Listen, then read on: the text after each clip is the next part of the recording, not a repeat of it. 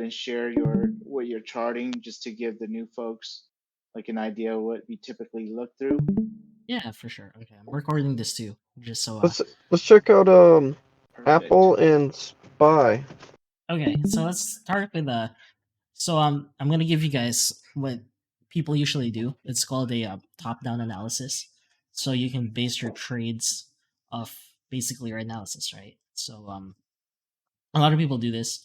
So basically, you always want to follow the trend of SPY. So if you're gonna go puts for the day, it better be matching SPY, right? Just because if it's pushing for puts, pushing down, your market direction is also going the same way. So right now, obviously, we got a big rip today, and it looks like SPY wants to go back to all time highs, and every big trader out there is already saying like we're going to all time highs.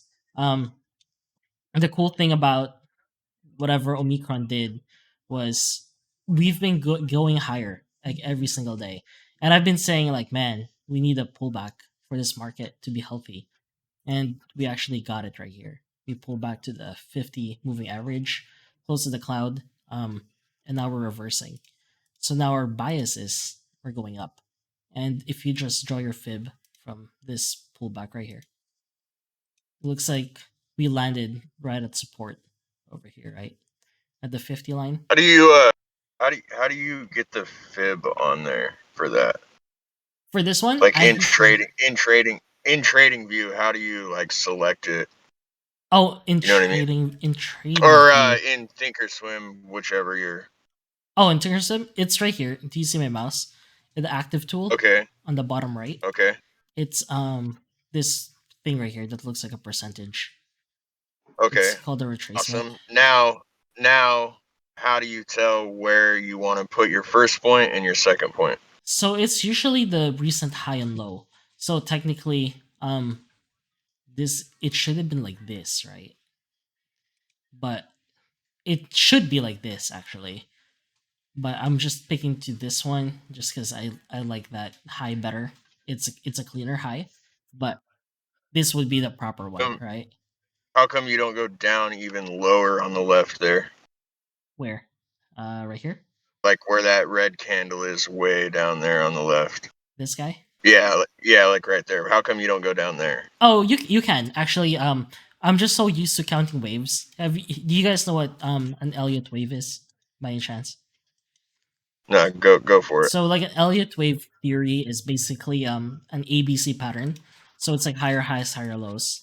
So this is supposed to be like this wave right here is called A, and this is supposed to be B, the short trend, and then C is the long trend, right? So Okay. C is a continuation. So what I usually do is I start counting patterns.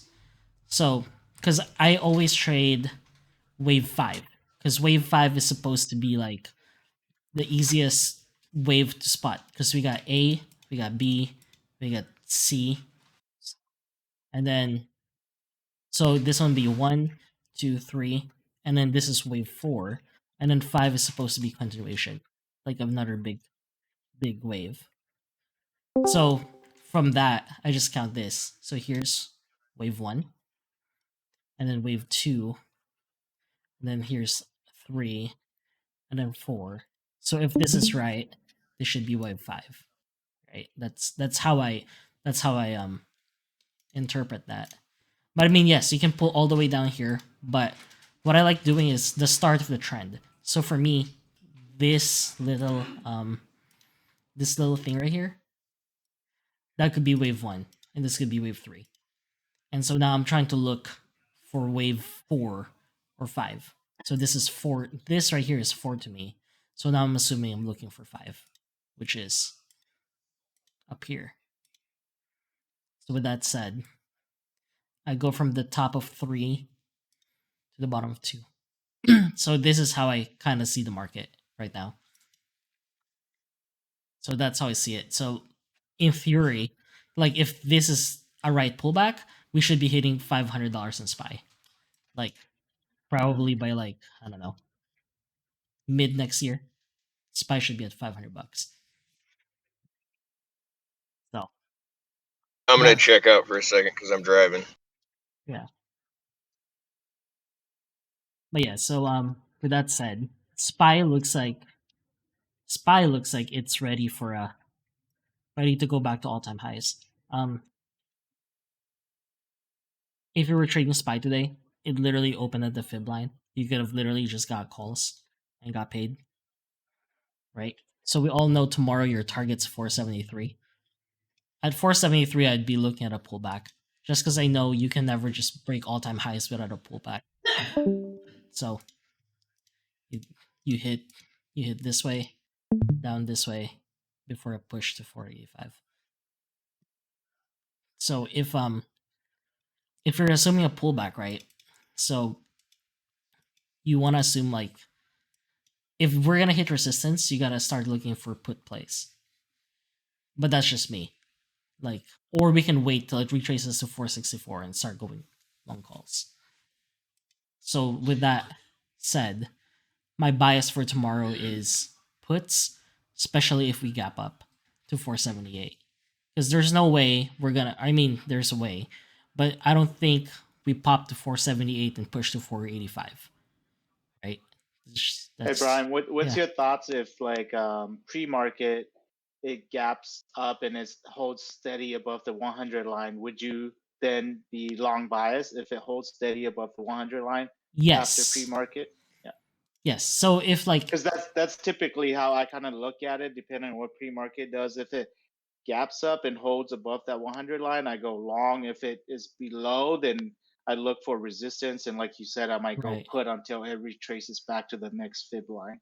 Yeah, so like it just depends how pre-market looks. Like if a pre-market looks like this, right, with the moving average, then your bias is long, right? Because that's basically what it looks like today. If you back day to day, this is exactly what it looks like, right?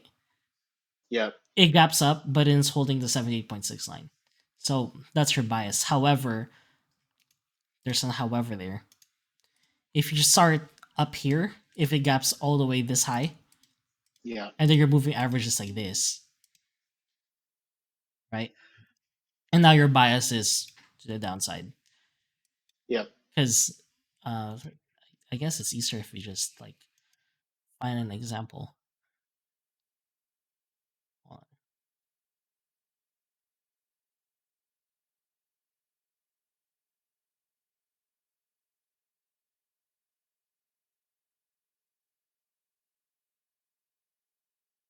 Let's see.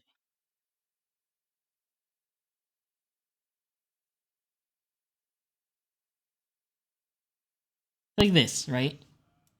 If it like gaps up, but then this is pointing down. You see this? Or oh, I know. JPM.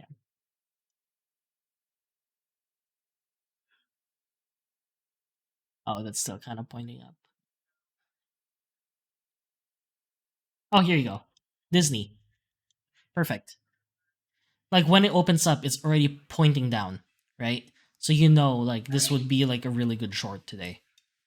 Disney. And so with that, you know that the bias is down in Disney. Like this is getting slammed down. So all you had to do is draw your fibs. So if this is the low, that's the high. Clearly there's just a lot of resistance up here. And so you knew every gap up, the only logical buy zone will be here at 78.6. Right there. So you knew if this gapped up like this and it was slamming down, you wouldn't buy until you got to this point. So tomorrow, actually, if market's strong, first thing you're gonna buy is Disney on a pullback right here to 150. So I know Robert likes trading Disney, so make sure you watch this guy. This is a good one. And if you zoom into the hourly, you can see that it literally just broke the downtrend. You see that? Yeah. Yeah. Yep, So now that this broke the downtrend, you could literally just like say like every day it gets resistance, right? Down, down. And then if you'd see this, this is a higher low and it's doing this. So now you could literally say like, oh, okay. And then so what you want to do is you just want to chart in a daily, right? So for me, I would just let's see here. I would just mark my levels. So I'll post this in our chart later.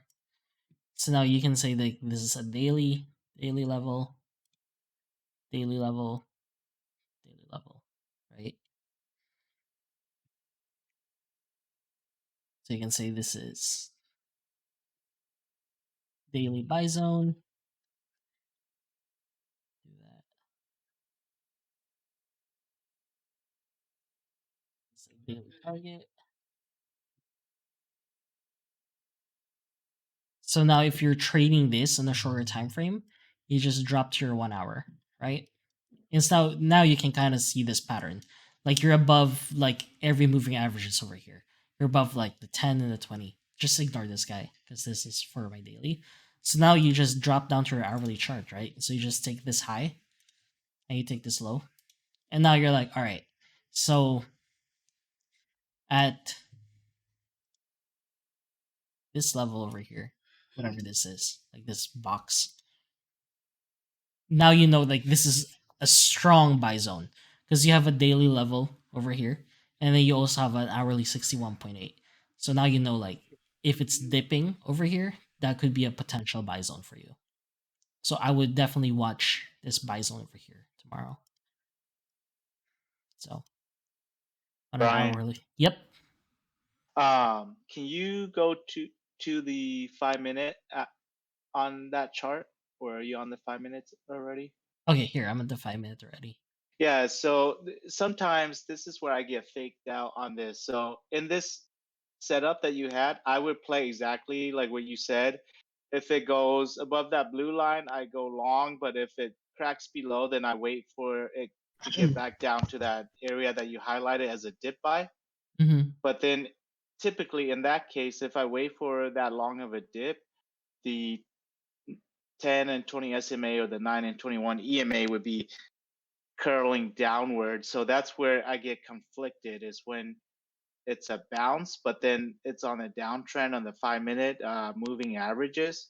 So in my head, I'm thinking, even though it should be a bounce play because that's key support, the moving averages are downtrending. So I just stay out of it. And then sometimes it rips up like what I would anticipate it to do because it's hitting a key support. But what's your take on that? Like, So actually, the way I do these is it is actually a super good example, right? So we identified that this is a bounce zone because it's within the hourly and the daily, right? yeah, So now we know like this is strong support. So but now I just go down to my hourly chart, right? And I plot it intraday, right? You see how this is how it looks like intraday. yeah, So instead of trying to catch it at the daily bounce zone, I actually just let it bounce. I won't buy it until later in the day. So now that I know that this held the hourly support, I usually buy hmm, the next fib up, which is 78.6. okay. So So you tomorrow, wait for the breakout move. right, because it's kind of You don't buy the pointless. dip. Yeah. Yeah, because if you buy the dip, most of the time it just keeps dipping, and then basically you're losing money over on theta. So now that I know that this was the daily bounce zone, I established that's a strong support. That's also going to be my stop loss. So now I'll just mark this guy over here, right? So Yeah. now if I delete these, now you have your now you have your buy zone on the hourly. So tomorrow I will go buy zone right here, and then this one is my stop loss. There you go. Or that's how I read Disney. Or tomorrow, if we dip below, right? If we start in the morning and this is actually down below here, now I'll start Hmm. looking for that basket Yep. like this. And now Yep. my buy zone would be right here. Yep.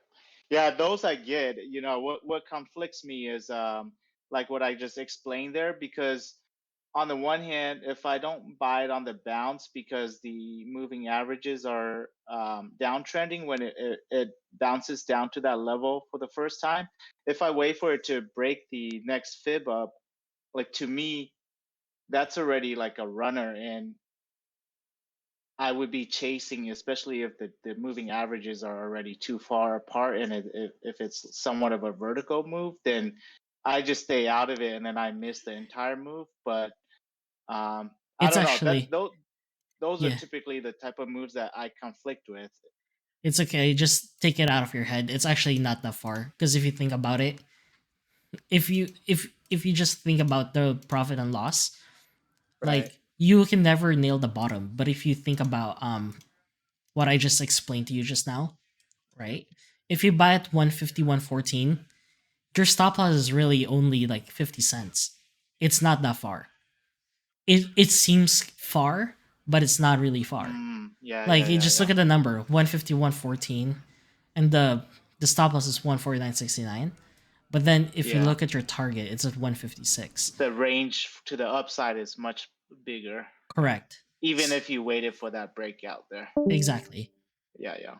So you just gotta just like erase it, and like that's what I struggled with the most for the longest time because I'm just like, man, like I'm not nailing the bottom, and ever since like I got rid of like I'm never gonna nail the bottom mentality, it's been so Yeah. much easier because like I'm like, oh okay, I'm in, because like for the longest time I hated seeing red.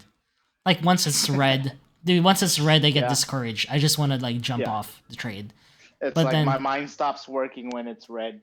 You know. yeah, like especially when you buy it and it turns red right away, you're like, damn, like that freaking sucks. But ever since I got rid of that, it's just like, oh okay, like it all started to make sense basically. But yeah, so I mean Disney, right? We're crossing. So distracting. I just had to do it. I just had to add these 250 is not usually here. The only reason it's here is because we're dipping below, right, on the daily. So I just need to know where they were. But see, now I know like broke the downtrend. It's been downtrending for a long time. Just broke the downtrend in the 4 hour, and then also broke the downtrend in the hourly. So now for sure Disney is my play tomorrow. So that's one. Um, a lot of people are talking about Tesla. I mean, this guy's kind of beasting. Like this held the cloud top and held a 50, and the MACD is about to turn green. Right? So like you have no choice but to go along Tesla. And if you see, we're Yeah. still stuck in the range. Like it's been trying to break out from this 1243, but if you just go down, like from the beginning of the move, so Yeah. This range here is the most confusing for me. This is where uh my exit's been off because it's just been trying to find its way. It's been somewhat choppy. yeah, I usually try to avoid these because these are the worst. Like this thing is like the devil right here, because like it can Yeah. do anything. I like, but Okay. oops, sorry. I like buying when it's in this range right here because I know this is a clear shot to 100. But Yeah. anything in purple, that means you're doing what's it called? Not even momentum trading. It's dang, I forgot the term.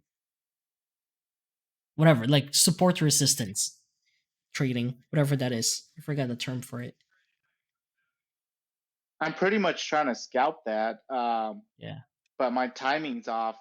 It's been off because of that movement right on the exit. Entry's been fine, but the reason why I still play is because Tesla like has such good range that even on just one or two contracts, if I can time my exit properly, I could easily make 3 to 5, 6, 7, $800 off of one or two contract easy. So Exactly.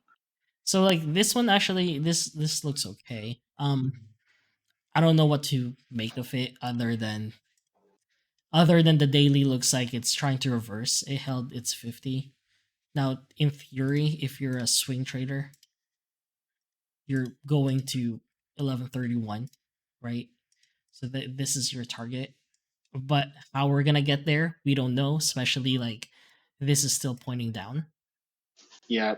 so we could literally run into resistance at 1077.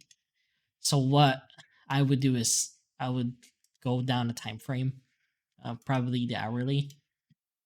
Let's take a look. So clearly, like there's actually there's no pullback yet. So we want to wait for a pullback.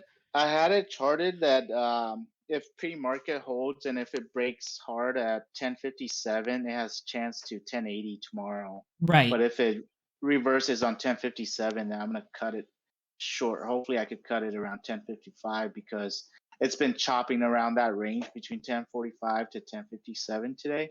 Mm-hmm. It's just been trying to find its way, and there's just a lot of buyers and sellers in that range that it keeps chopping. So You wanna do a day trading secret that you can use actually. You instead of using the fibs, you just combine it with the fibs. Okay, I'll show you. So let's just remove all these. So if you drop down to the 15-minute, right, or the 30, I usually like using the hourly, but sometimes people don't like watching the hourly because it's too long, right? So I will look for a fib on the hourly, right? It's like this is a pullback, correct? Like this looks like a pullback to you. So that's a high, that's a low. So now I just grab the top and I'll grab the bottom. If I say this is the beginning of the trend, right? Yeah. So you know anything about candlesticks? We talked about it before. I don't know if is there anyone new here? Yeah, there's some new folks here. I think it would be good to give a review for them. Okay. So so let's backtrack a little bit. So there's only like a couple candlestick pattern that I look for. It's basically called a hammer. So a long tail hammer looks like this. So you get one of these guys that's green. And this is a good one to find at support area. So that's a hammer. Start looking for those, right? We got one right here today. Like this. We got one right there. So that's a bullish hammer. And then we have the morning star reversal. So what it looks like is on a downtrend, you're getting candles that look like this. And then you put a bottom candle in, usually like this, which is usually a hammer. And then you get a candle like this afterwards. Another hammer. That's green. So once you see this like 3 candle reversal pattern, that's your clue to go long, right?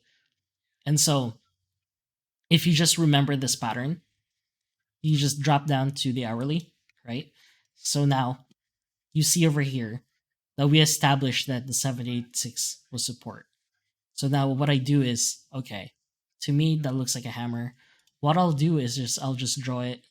I'll put a mark on the wick up here, then I'll put a mark at the bottom of the wick. And what I do is I base these as my entries. But now also I have it charted, so I know this is target 1, target 2, target 3. So now I'll just say this is my entry. And then this is my stop. And this works on the hourly often.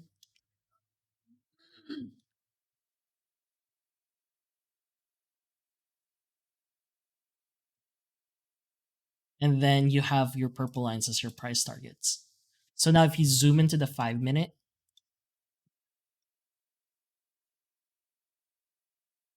if you're watching the hourly chart, this would be your buy zone over here. And then your stop loss would be all the way down here. And your price target's all the way up here. So that's a technique you can use. Because now you see if you look over here, now your profit, your risk to reward is huge, right? This is your risk window, and then your profit window is all the way up here, which is huge, right? It's like almost 3 to 1. So if you base your trading that way, then you'll literally never go broke. Like it's impossible unless you basically YOLO your account and you get it wrong. Unless you don't respect your stop, Right. which I've done many times. Yeah. And But I'm left bag holding. or like also the thing is a lot of people what they do is let's just say they have let's just start with like let's just say they have a $2,000 account. Like the first day they'll play like 500. The second day they'll play 500. And like they're winning every day, right?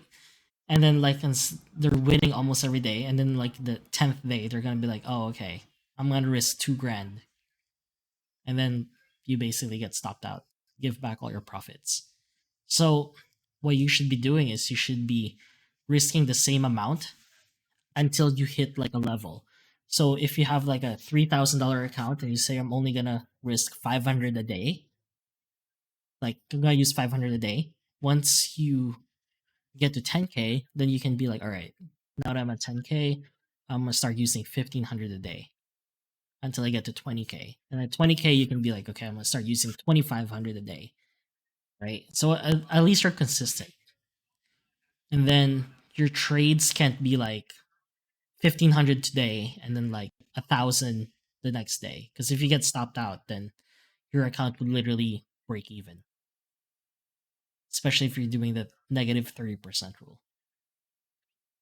So it's all about like risk management. It's not even about the entries and exits. It's about just protecting your account. So that's probably more important than nailing the entries. Because like the entries are easy. Once you draw these candles, like everything's out of your control, right? So that's what people need to get. Thanks for that, Brian. Yeah. Are there any questions from the group? I know we've been doing a lot of talking through it. This is a lot of refresher for me, and it's always good for me personally because TJ and Brian, they always dedicate so much time. I literally did not understand any of this for like the first 2.5 months, where to draw the fib, where to draw the entry, and they dedicate like 3 times a week every week. And I Yeah. just come in and rewatch everything like a dummy until it started sticking. So I think it's great that you guys are all here. If you have any questions, I mean, Brian's great at this stuff. This is where I picked up most of the stuff that I learned from. So it's a great opportunity for you guys to ask any questions. Yeah, you guys can always just ping me too if you guys have a chart question. But yeah, all I do really is I look into 15 if I'm day trading and scalping, and I just look for reversal candles. So now that you know like how I basically explained what I said earlier, if you zoom over here at Tesla, right? So you can see it's getting rejected over here. You know that this is a like if this like from earlier the 3 candle formation, this is going down. This is to the downside. So if you just mark the high and this is the low, your entry would be over here, right? The break of this line. And that's your stop. And when it broke down over here, that would be your entry. And then you don't care. Like at this point, this is out of your control. All you know is it's trending downwards. You go the next day, and there you go. Straight flush to the downside. Right? So this is why you kind of ignore the noise once you're in. You always have to have a plan.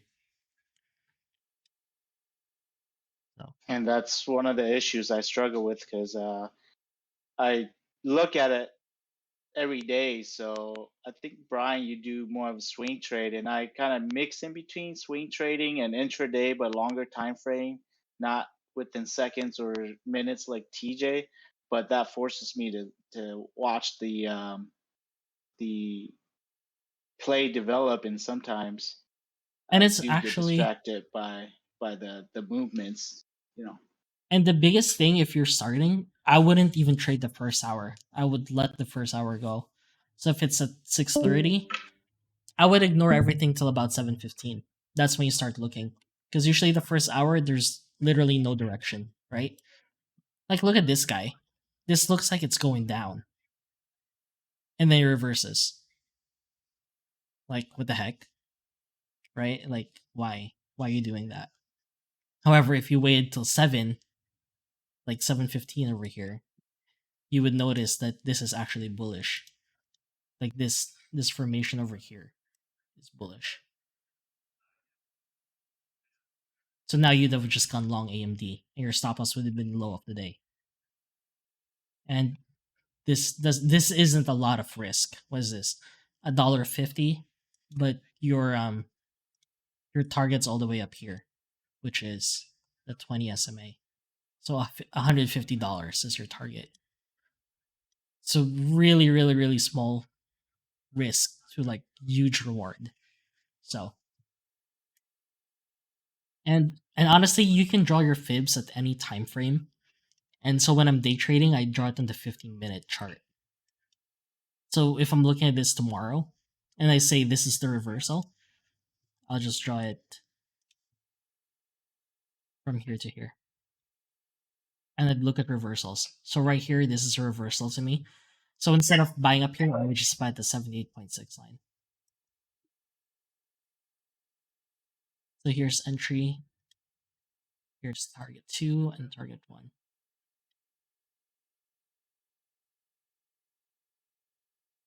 So if you back up over here, you have like a $4 move up and your stop loss is down here. So $1.50, I mean $1.20 for stop loss, but your profit target's all the way $4 up. So basically 3 to 1. So that'd be a good play tomorrow. And your bias right now, we're already up $14. So we just need to see if this opens up flat and the moving averages is curling back up, then you just go long. Because most likely this will open up at your buy zone. So that's basically it. You guys have any questions? Or you guys have any tickers you want me to look at? To see if we can find There's one I was gonna have you look at. Just a second. I just got home, so I'm on my computer now. Okay.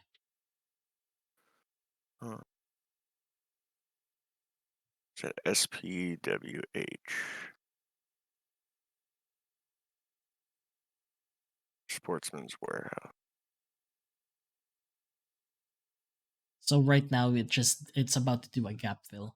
Or it already filled. So since it's been dying, you see over here the RSI, it's extended to the downside. So we kind of just have to wait, hold on. I would probably hold on to this just because ER is like after hours tomorrow. However, if you think this is the bottom, you just fib it going upwards and you're looking for a wave 4 trade. So you can just assume it might bounce to 1386. Like if it holds this area right here, I would just enter at the high, which is right here, and this is your stop loss. And your target's all the way up here.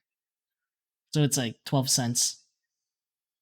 How much is that? 17 cents. But then your target's all the way at 1386 and 1468.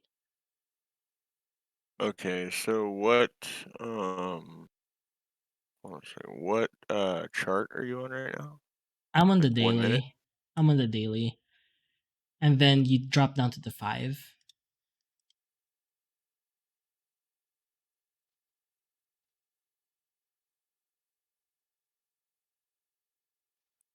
So you see it's breaking. Why does my chart look so different?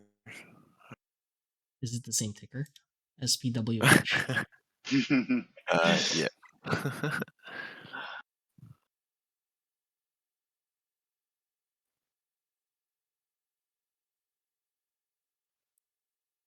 Yeah. Second.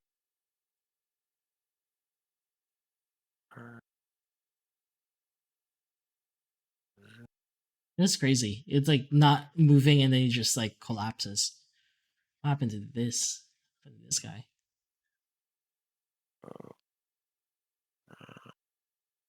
Drop even before earnings, huh?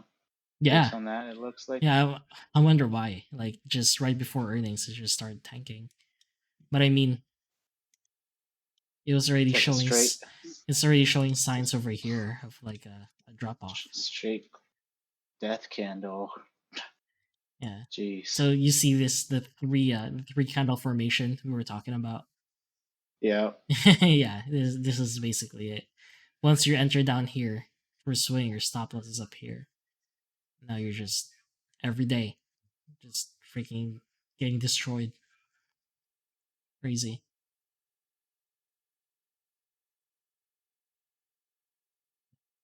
So for the group here, one of the other thing, I don't know if this would be helpful for you, but when I first started learning the fib with Brian and TJ, uh, I always struggled with whether or not I was gonna fib it on the daily or on the hourly because by nature I tend to do more intraday trades, but I don't scalp like TJ. I do, I guess, scalp in a sense, but I'm usually in there anywhere between 3 minutes to even like in some cases several hours, depending on whether or not it goes my way or it chops.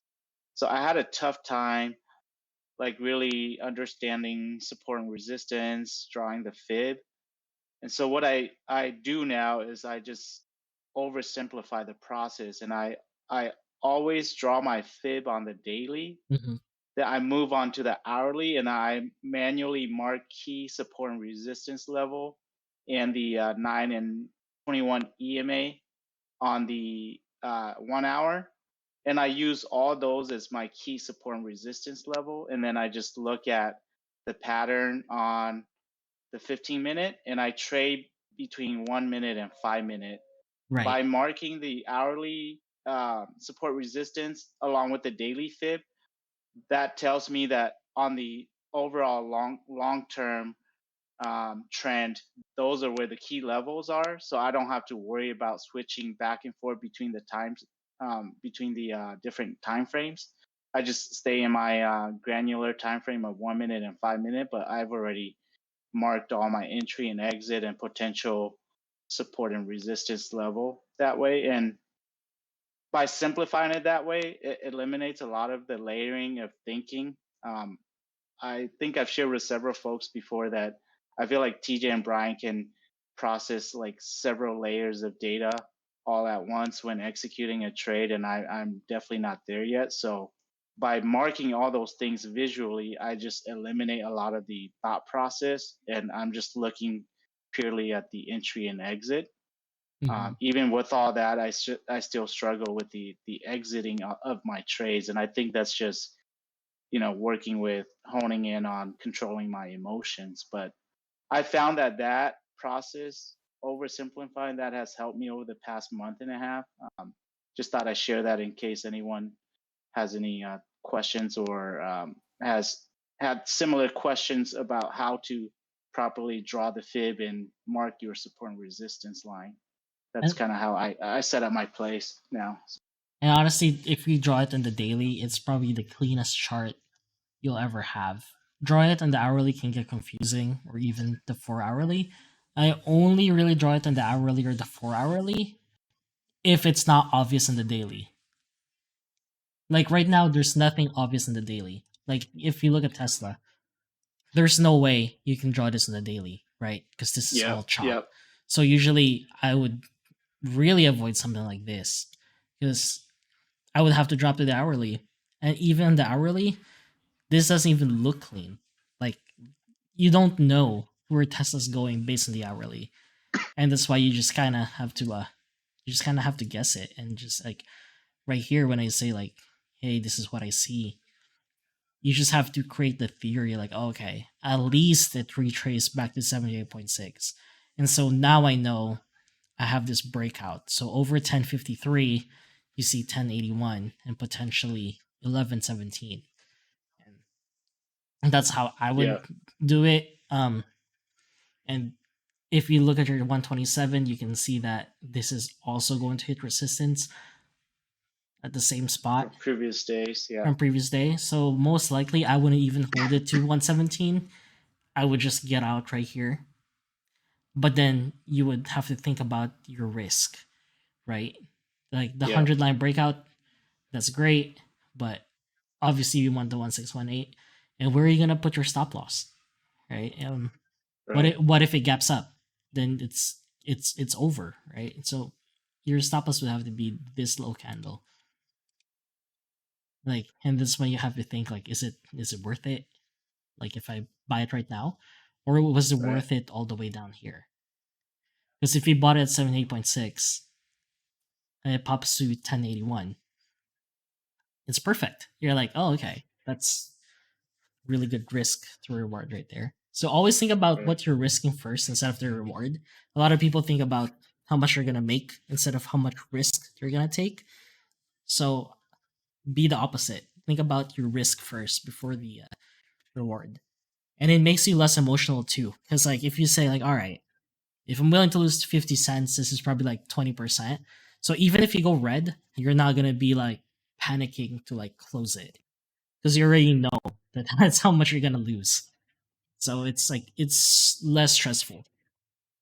So instead of like just jumping in there and you're like, all right, I might hit 100% in this trade, but then it goes like red ASAP, and you're like, oh shit, like what do I do? Like, do I stop out now? You know? And those are like questions that usually go in someone's head once they get in. It's like, what if it reverses? Well, it can always reverse. I mean, like today, I really thought it was gonna be a. It was. I really thought this was gonna be a red day, judging from the first candle, right? Big gigantic red candle. So I was just like, all right, I'm gonna get puts, and it just pops up, and so I just got off right here. I took my loss and said, okay, well, this looks like it's reversing back up. So that's all I have. I don't know if we're gonna hold. It looks like we're gonna test the 100 line pretty soon over here, the 473. I mean, that's actually still a lot of movement for SPY. So we may still get like a super green day tomorrow. Like it's really rare SPY moves $10 in a day. So here's Yeah, that's crazy. here's another one actually. Here's Oh my Amazon. god, I missed that one.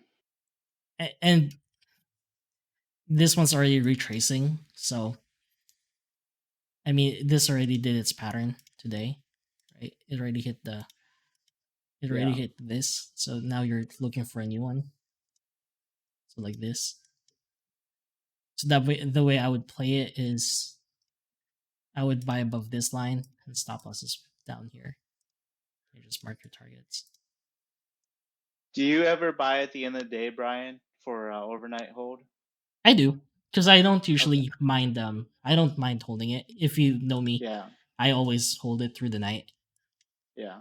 I started playing that using Kevin's strategy. I like how he tracks the buying or selling momentum with the stochastic slow on the Mm-hmm. 4 hour chart towards the afternoon or towards the end of the day. And so sometimes if I'm in like a chop fest like Tesla today, trying to get out, I had a few opportunities to get out green, but I was being stubborn, so I didn't get out, and then it went against me. But then I was gonna cut it at the end of the day, and I looked on the 4 hour chart, and the buy momentum is going upwards. So I just decided to hold overnight. We'll see what happens, but I Kevin's video on overnight swing using stochastic slow on the 4 hour has been pretty helpful for me. It's giving me some confidence in doing overnight holds because before I used to always like get super nervous about holding overnight because you just never know what it's going to do during pre-market and you have no control over that because options don't, play Right. during pre-market. So And his stochastics is actually the same as your 7 RSI and MACD. It's just like the same thing.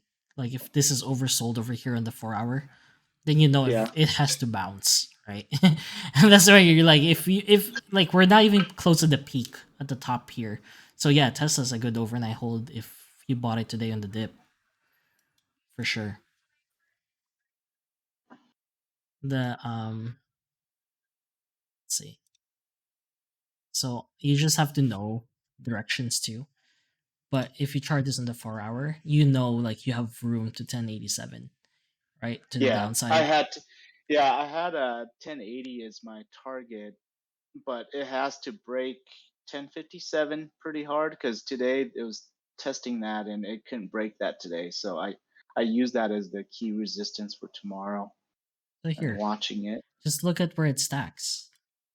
So your hourly and 4 hourly, 4 hours saying like around here is your target. So you should Yeah, have 1080, 1081. yeah, so you should have Yeah. conviction that it's gonna somewhere land around this area before the sellers come in. Yeah, So that's exactly what I had. But yeah, I also had 1057 as a resistance level because I watched today and it couldn't break that. That was pretty much today's high. this one, then Um, 56.50 or whatever. yeah. That candle from yesterday. Yeah. That could be a Today's resistance. that candle and then today's candle that top tick and then it reversed Yeah. on the hourly chart. But on the daily, this literally has room to 1080. Because that's remember the 20 SMA is always your magnet, Yeah, right? yeah, Like yeah. this Yep, exactly. this has more potential to go to 1080 than it gets slammed down at like 1060 just because of this, right? Well, I like the way you think. Yeah. And it's always a magnet. Check over here. From down here, it magnets. And the thing is, it will even pop over it before it gets slammed. Right here, it like it failed, right? Because it's like obviously it came from the down low. But Yeah. yeah, it will stall somewhere here tomorrow. But if you're already in it, I mean, look, after hours, you're already up like what, $6? Yep. Who knows why? But I mean, hey, not complaining. So basically, if you can't find it on the daily, drop down to your like hourly first, and if it's not clear in the hourly, drop down to your 15, and that would Maybe help the most. maybe Like, Elon stopped tweeting. yeah, and honestly, if you drop down to the 15, if you're a day trader, you could literally just swing next week's or same week contracts because you know that it's less. It's a not even a high risk play if you use candlesticks, just because you know where your exit is, right? Yeah. And you know like, and you can manage it because if you enter here, you already know that your stop loss is just down here. So if it doesn't cross below, then you kind of don't care where it's going. It's like $5 risk for something like Tesla. You're good, and that's based off like this 5 minute chart over here. This way, because we already established this high, pulled back to a purple line, and so now Yeah. you just make this candle your setup candle, and now you know it's your target's 1066 and 1076 in the 5 minute. So perfect, good play. Good deal. Yep. So Any anything questions else? from anyone else? Um, Thanks for your time, Brian. Yeah, of course. And just ping me. I'm usually in the main chat. Just You look type, at Workhorse, Brian? huh? You look at Workhorse? Oh, workhorse. Yeah, Yeah. isn't it WKHS? Yeah. So it just broke the downtrend on the hourly, and then on the daily, it's getting rejected on the daily on the 10. But this is a remember the candlestick pattern I was talking about earlier? Like you look for Yeah. this green candle. So if you were swing trading these, that's your entry. This is your exit. So $5.26 is your buy zone. So if it comes back down to 526, that's your entry. And then your target is at the 20 moving average. So 617. It's not the best risk to reward, So on the daily swing trade at least. So just drop down to the 15. See if we can find a play over here.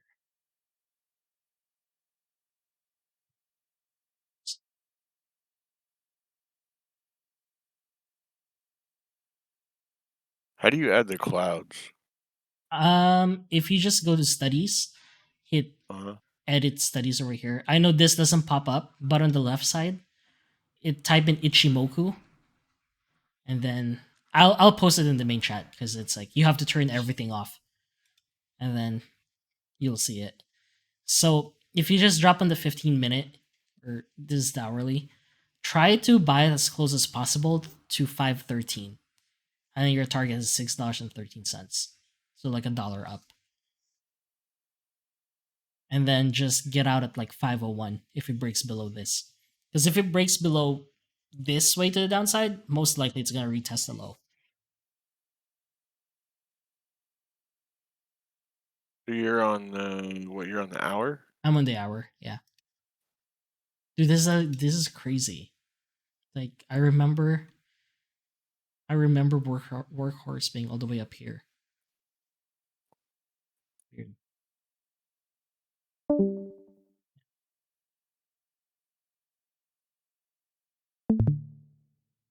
You have a different one? No, I was just checking that out. I took a contract on that and that Sportsman one we looked at earlier. What contracts do you have? Do you have 10 days? Yeah, so I got a 1217 on SPWH. Okay. Yeah, that's And then on Workhorse I got a 1223, so. okay. Yeah, that's fine. And That should for be 15 and 6 respectively. okay. That should be fine. That makes Honestly. sense. Yeah. Would I get this yeah, I got the say $6 for 1223 for like a 23-cent premium. Oh, okay. So Nice. I mean, not too bad. I'm trying yeah. to stick with the ones that you can get for like under $1 on the premium, so because my account's pretty small. Define Because like if small. you're at $1, then like I'm putting out $100, just for one call. So define small Like like 500. less than, yeah, or less, yeah. So when I was building a small account, when I started with 500, I'd stick to if you're doing options, I'd stick to IBM and JP Morgan and Citibank. So if you look at IBM, like So it's still a large cap, IBM, right? Yep. But if you look at the option chain, if you look at the 1 week out, basically, it's still super cheap. Look at this. The 123 calls is like literally less than $1. And the 124 calls is definitely less than $1. And these guys usually have potential to go like 100, 200, 300%. really? Yeah, because if you do the delta, so let me add the delta over here. So usually look for 30 delta, right? So obviously IBM right now is the 30 delta or close to it is 74 cents, right? Or Okay. it's 70 cents. And if you think about how delta works, for every dollar move up you get 30 cents basically. Now you just count your targets in IBM. If you say IBM has potential to get to 128 from 121, so you just count like $7 up. So that's like what? It's a lot of money, right? $7 times 30, and every time this goes up, you're getting more and more. So technically, if your target's 128 and you have these contracts, a $2 up basically gives you 100% return. And we know on a large cap, $2 isn't that hard to do. So just do that. But like, does that look strong for right now or no? So right now that this does look strong. This just popped over. So Yeah, if you that were looks good. so if you were swinging these, like from what we said earlier, right? So if you bought these at 117 and you made your target 121, you already had $3 to the upside. This would have made over 100% already. And you still have a little bit more room tomorrow. Okay. Yeah. So yeah, So you said IBM, IBM, Citibank, JP. or JP. JP's better. Like, look at this guy. It moved $2 today, and if you just look at next week's contracts, look at that. The 165 is literally going for like less than $1. Even the, I mean the 167, but even the 165 is not too bad. So, and right now these are just inflated just because we've been tanking. J&J is another one. So anything close to $1 is what you want to look at over here. So usually when IV is not inflated, this would be around like 99 cents per contract.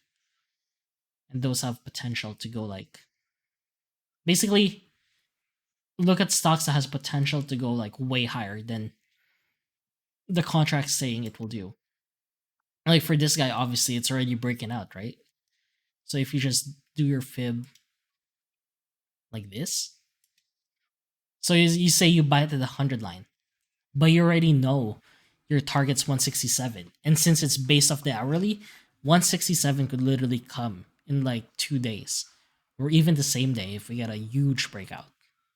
Right? So now you just count like, okay, so there's a $5 move up or a $4 move up, right? So you drop down over here, you say like, all right, so this is 40 cents per move up. If I spend 132 bucks or 130 bucks for each, and you just count 40 cents per dollar, right? So by the time it gets there, you're over 100%. And that's how you have to count it, right? Because like $4 times 40, it's over $140, $130 per contract. So now Okay. you know like this guy will be this guy has potential to hit $100, 100%er. Okay. Mhm. So just do that. Like there's a scan you can do on Finviz to look for stocks that are like under $100, and that's what I would play. Like I would just ignore like the larger stocks like Microsoft, Apple. Those are pretty Okay. expensive, but like IBM, J&J, I think MU. Let's check MU. Like MU moved $3 today, and these guys, yeah, see, pretty inexpensive, right? The 30 Delta, like $114 per contract. So do those guys. And Gotcha. Okay. Well, thank you. yeah, and like I think Snap 120, 89 cents for the 30 Delta contracts. And these guys move a lot too. Like it's up $2.50 today.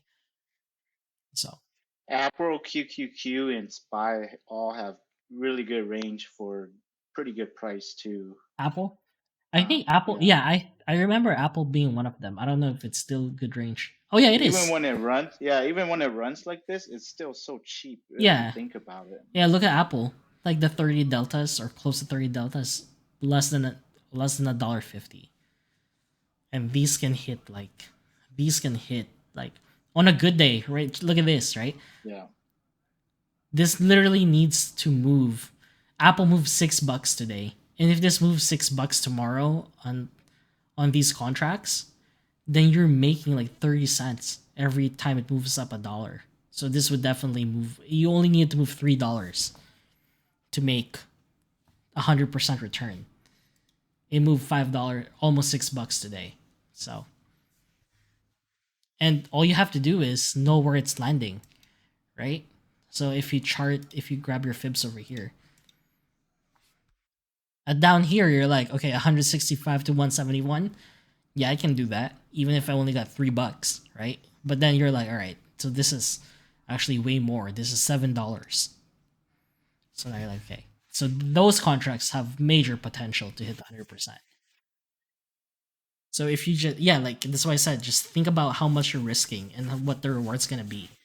If you start counting it that way, then it's gonna be way easier. Because if you Yeah, charge, go ahead. I also found that like on the options place, like these large cap stocks are like way easier, at least for me, to try to read the pattern than like how when I was trading low floats.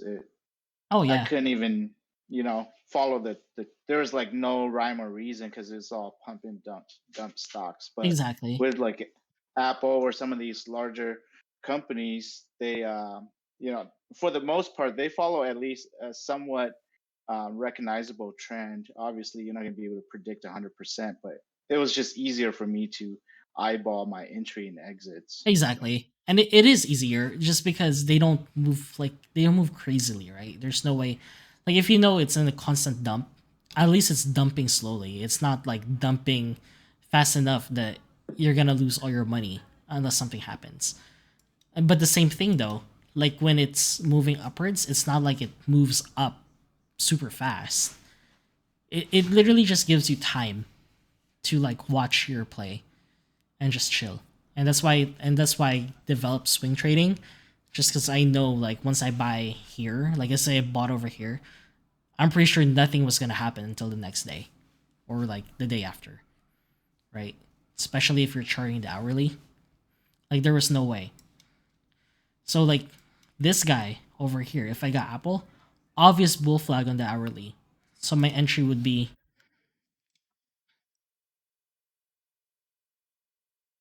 right here, right there, right? If we backdate like 5 days, once it broke above this, I'm in here, and your stop is down here.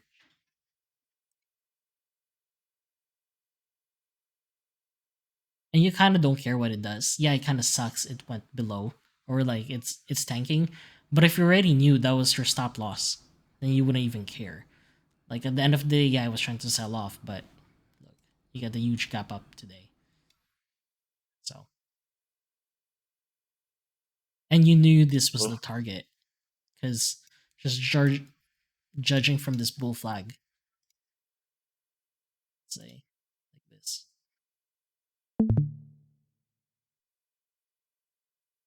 I'm out, guys. Have a good night. All right, have a good night. Yeah, so that was your target today. There you go. So on this gap up, you would have got out right here. Cool. So I don't have anything else. So I recorded this because I know TJ likes recording them and then posting them. So I'll upload this, and then I'll post my watch list on the trade tab later. I'm gonna stick out. I'm gonna stick around to chart a little bit more, but that's all I got. Good deal. Thanks for your time, Brian. Yeah, of course. Thanks, everyone. We're right at the top of the hour as well. So, like TJ says, we try to keep these to an hour mark, just so everyone doesn't fall asleep. Right. So, thank you all for making the time, and Brian, thanks for your time as always. Appreciate it. Thank you. Thank you, everyone. Yeah, have a good night. You said you recorded this, right? I did.